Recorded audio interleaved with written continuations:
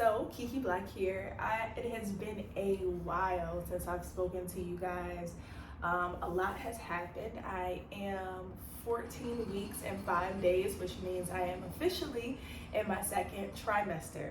I've been telling everybody semester, like I don't know why I keep saying second semester as if I'm in school, but I'm officially in my second trimester. So a little update because I haven't spoken to you guys. So last time I spoke to you guys, I was having a little bit of nausea. It got pretty intense. Like I got to the point where I was throwing up like all day, every day, just felt bad. Literally laying in one spot, unable to work. You know, all of my work I do from home. But when I tell you, like for women who have 9 to 5s and they're going into the office while pregnant, my hat is off to you because I don't know how in the world you do it. Like when I tell you I was struggling being here, like it was intense. I also had a birthday since then. So on my birthday, it was pretty good. I kind of pulled it together. We did go out to dinner. Some of the smells were bothering me a little bit, but I was able to eat. I had to like take a second and walk away to the restroom. Luckily, the restroom, it had like a outside beachy feel thing. So they had like incense and candles out, which kind of helped to cut out that like gross smell that I was picking up. And that helped, so that was good. Now the next day I had a Feminine and Fit event here in Panama City, Panama. Was super excited about that because it was my first Feminine and Fit event out of the US and in the phenomenal country of Panama. So I had a couple things that I was worried about going into that because it was a rooftop event, so of course the heat is always a big factor. I'm normally like a cold nature person. I'm like cold all the time, but since this pregnancy, it's like my temperature goes up like crazy. I'm assuming it's due to the increased blood in my body. But I notice sometimes I'll get kind of faint and dizzy and just all of my energy just goes. Luckily on that day, I was okay. You know, I took breaks. Micah was here to support me the entire time, which was great. So at the event we had champagne. Of course I wasn't drinking, so he would kind of take my glass and refill my glass with ginger ale. Refill my glass with ginger ale, and so it kind of looked like champagne.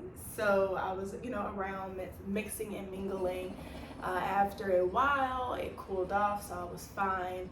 My energy after that though, when I tell you I was done, like I was done.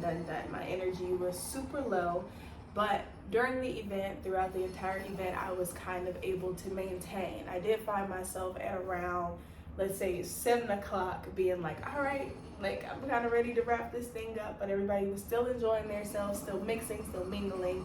So of course I didn't bring it to a close early. I allowed the event to keep going and just kept drinking water as well as my ginger ale, champagne to, you know, interact with the guests and everything like that. So that event went very well. So if you are an entrepreneur or if you are someone who does events or something like that, I'm not gonna say it's gonna be easy, but it is doable. Of course, it always helps to have a great support system during the process, because when I tell you, if it wasn't without Micah and then also my friend Tati here in Panama, like I don't know how I would have got it done, but it was a success. After that, the following week, so when it's been a lot happening, all right? So the following week, we went back to the US, okay? So, and we told the parents the news. So Micah's mother already knew. He told her a little bit earlier for a couple reasons, but my parents didn't know. So we said that we weren't going to release the news to everyone until my parents knew. So we came back to the US. Went to Atlanta, Georgia, where I am born and raised. Woo, woo, woo. Shout out to ATL. And the first day, so my mom and my niece Turquoise picked me up from the airport. My niece is, I think she's 25, so it's 24 by the way. but she's 25 or 26, I believe, but we're more like sisters. She's more like my little sister than my niece, but love her to death. So shout out to Turquoise. Quincy, I love you, girl. But they picked me up from the airport. I had no idea my niece was coming, so it was a good surprise to see her there. We got in the car and my mom is like, you know, your dad's on the road, but he'll be here in the morning. So I'm like, oh man, like I can't tell him tonight. And I'm like, it would have been perfect because my niece is there to tell all of them together. But I was like, okay, we're gonna wait. And so me and Mike are in the back seat, like going back and forth, like, should we wait or whatever? And he's like, whatever you want to do. And I'm like, well, I don't know what I want to do. Tell me what to do. So, and also, now this is a thing that we ran into. So when you are interacting and people don't know that you're pregnant, right? So we're in the car and my mom is like, okay, well, it's late, so let's go grab some food somewhere.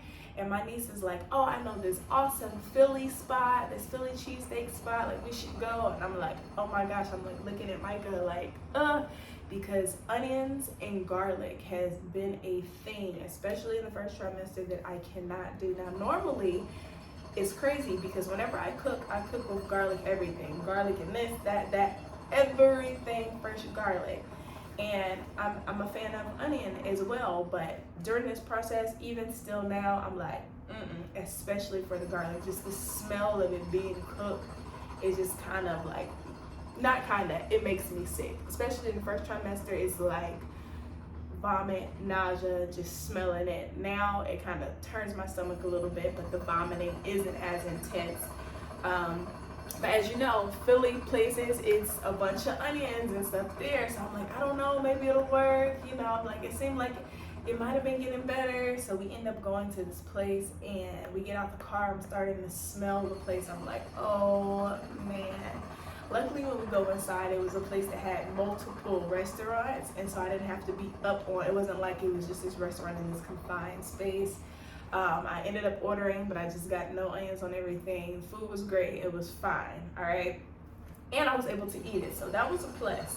Now, going to Atlanta, we went to another soul food restaurant, so I guess that would be one of my cravings.